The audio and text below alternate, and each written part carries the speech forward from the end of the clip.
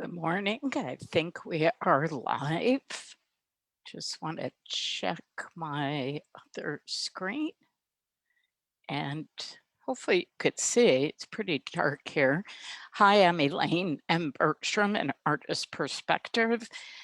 And this morning we are talking about nature journaling and sketching and some tools that I think you'll enjoy using. So the sketchbook that I have today is a Stillman and Byrne sketchbook. It's a soft cover, but it's substantial in that if I needed to put it on my lap or clip the pages on a windy day, it would be nice. But I grabbed it. I grabbed it because I've never used the sketchbook before, and it had tone paper. So the one I was able to get is a gray paper, but I believe it comes in something like a paper brown color. There are also cheaper sketchbooks. This one was a little pricey. I believe by Canson, it's a 400 or a Strathmore 400 or 500 series. So it's a very nice, it has a nice feel to it. So here you can see, I've been playing with my pond a little bit more and kind of put some of the apartments across the pond, did a close up, and just kind of experimenting with the feel of the paper and even testing out different types of my colored pencils. So today I brought out my Prismacolor. These are Albert Durers. These are watercolor pencils. I grabbed a couple different ones. Here's a Faber-Castell, and I thought I had out here, yes. I kind of keep cases of my different pencils in these leather cases, but it doesn't quite matter. I have lots of Prismacolors, I have lots of watercolors, and I did bring out a couple of very thins as well, and the Prismacolor art sticks. So the art sticks, the very thins, and a couple of, I didn't realize they were mixed, but they're both Faber-Castell pencils. So how do I begin on this paper? Here's just a leaf I was warming up with this morning. I have on the left side of me a tower garden growing with, right now I don't have too much on it, but there's some kale and nasturtiums and some parsley. So I saw a pretty kale leaf here, and I'm not sure I can actually show it to you. So maybe I'll cut it. Let's see. There. Oh. All right, so here it is. Just a nice kale leaf there. Trying to let you see it. So it's more on a curve this way. So I'm going to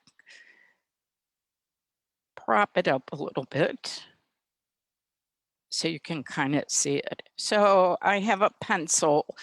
Often I use, it's a color erase, kind of like a non-photo blue. It's a 228 Prismacolor, but it works better on white paper than the tone paper. So today I'm going to go back to just using, it's a twist erase 0.7 Pentel mechanical pencil, and it has a nice eraser.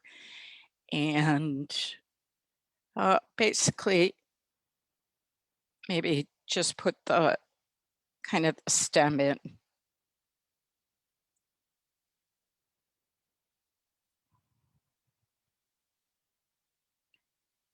And the beauty of really this tone paper is I'm going to use the tone paper as my green. So I'm going to add white and I'm going to add black, and the tone paper will serve as my medium value. So white, toned paper. I'm writing that at the top. Let's see if we can. I'm afraid I'm going to change the camera if I do that. And black. So I have light, medium, and dark values. So let me push this down. Maybe you can see. So I kind of wrote it up in the corner. And when you begin sketching, you want to pay attention to kind of like a blind modified contour. You can kind of make measurements if you want. Take a longer pencil or ruler. So I know that the leaf is about this long, so I'm not including the stem. So I pretty much have enough room here. It should end about here. I kind of took it a little bit further. And I know this is a little bit too thick. So the drawback from last week's sketching of the pond as I used marker, when I start fussing with the pencil, it's not as spontaneous. So when I teach blind modified contour drawing, you're basically just looking at the outer edge, and you want to keep track of the width too. So this kind of comes back here. There's a little bit of a lip. So try and just think of the big shapes, especially with the leaf. I mean, you don't have to get too complicated just to start sketching. And what I've been referencing a lot is just start observing. You know, don't get so conscious about, oh, I don't know how to draw yet. That will come with practice. So here I know the middle vein really gets thinned out. So I'll have to clean that up later with the pencil. And I'm like a little turtle, as I always say, just crawling around the edge. And look at the distance. So I'm not out far enough. Now, some people would measure, they might measure this just to kind of be able to follow that line. And it just helps you be a little bit more accurate. And then one of the other things is I look at this negative space, and I'll show you in a second. So this kind of has a really sharp kind of angle. So I think the point actually goes a little bit more that way. And at the end, it looks a little kind of has this back piece here to make that point. So I can play with it later. But for sketching, it's, you know, observing, oh, you know, look at the direction, look at the directions of maybe the veins.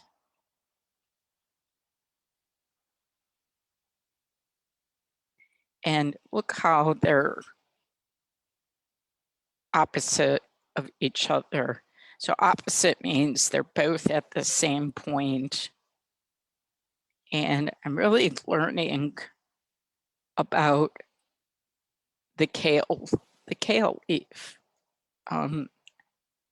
just like Frederick Franck's, had students say we eat lettuce an awful lot, or at least most of us do. Think about your spacing and just, kind of slowly follow the way that line goes.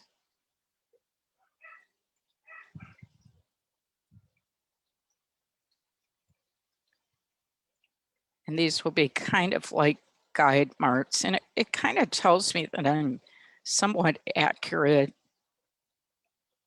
or if I need to kind of change things.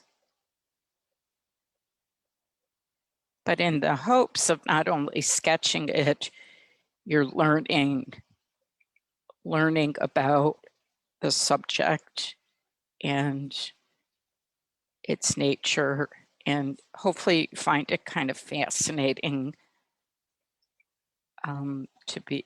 It doesn't have to be a kale leaf, it could be anything. So there's a lot I can correct, like the thickness of it. And then as,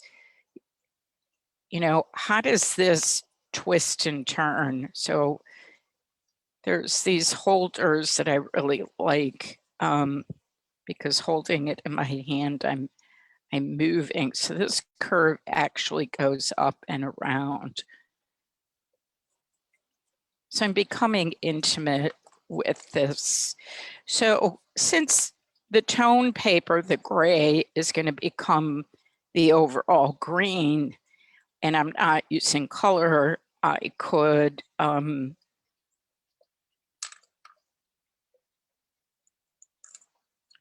add the white for the stem because it's basically the lightest value.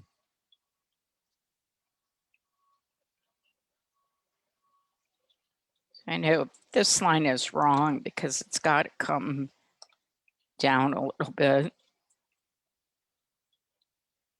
It will kind of curve. See how it's kind of curving and coming around. So I'll have to change something eventually. But let's just move on. And often you want to think of some of these things as double thick lines, not just as a line. But you will notice if you sketch, try and sketch 5-10 minutes a day over the summer, and you will really notice the changes. This leaf is already wilting really fast. So this is the quick sketch.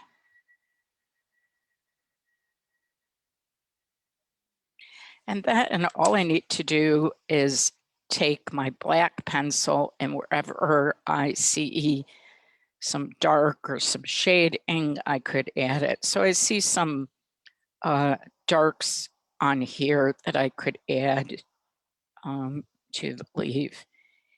And from colored pencil class, I teach this kind of circular technique, which works much better on this particular paper because if not, it becomes kind of scratchy looking.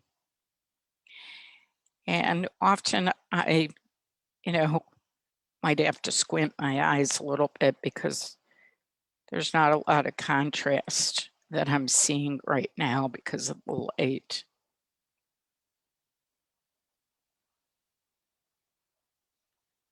Look at the shape. So I'm looking at this shape. So we talk about that in Draw What You See class, because observation is very important. So big shapes, and then again, it's kind of changed the way I've been holding it, and it's weeping. But there was that curve. It's kind of changed. So I do recommend sometimes taking a photograph of what you're sketching, or in this case, I could have put the kale leaf in some water. But what's also important is, as you're drawing, which because it's changed, is look at the negative. So the gray tone under here, this might be a better example, as you can see that curve. Sometimes I look at that space in order to make the correct angle of the leaf. Now I could go back in and kind of test it. So I'm hoping that the next few videos that I share with you are going to be on sketching. It's that time of year, and nature journaling. What is a nature journal and how different is it than a sketchbook pad? And if you're new to this, nature journaling is also being a bit of a scientist. It's about observing. And if you noticed, I posted Amy Tan, famous author of the Joy Luck Club, also does nature journaling. She's an excellent artist, and I posted some of her bird drawings. So you can see that not only do I pay attention to the subject and the positive shape, but in order to get these shapes, I look at this shape in order to get the curve of that leaf. So I hope this is helpful. I didn't talk about the Prismacolor art stick. They kind of come in a small set of 12, maybe more, but they're flat colored pencils, and they're great for covering a big area of space. And you see how much smoother it just kind of covers that really nicely, just to kind of fill in that. So I hope that was helpful. It's really hard. I thought it would be fun to do this out on my balcony, but this is the negative shape. I can see it in the video, creating it. And then of course, to enhance some of the lines, you know, I could add, this is my very thins. So very thins are made by Prismacolor. I have a whole set of them, and they're a much harder pencil, so they're really great for fine lines, maybe detail that you need a really sharp point for. And you could just see, you know, enhancing the drawing. It seems a little dark to me, but you know, we could start shading in here.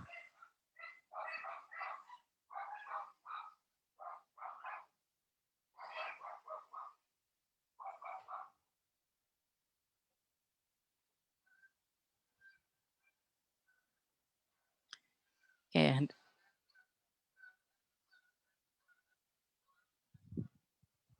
so I hope you'll have fun, at least exploring this. There are toned paper. You can even practice on paper bags. That's great, inexpensive. You can still get them at the grocery store, and you can really have fun with that.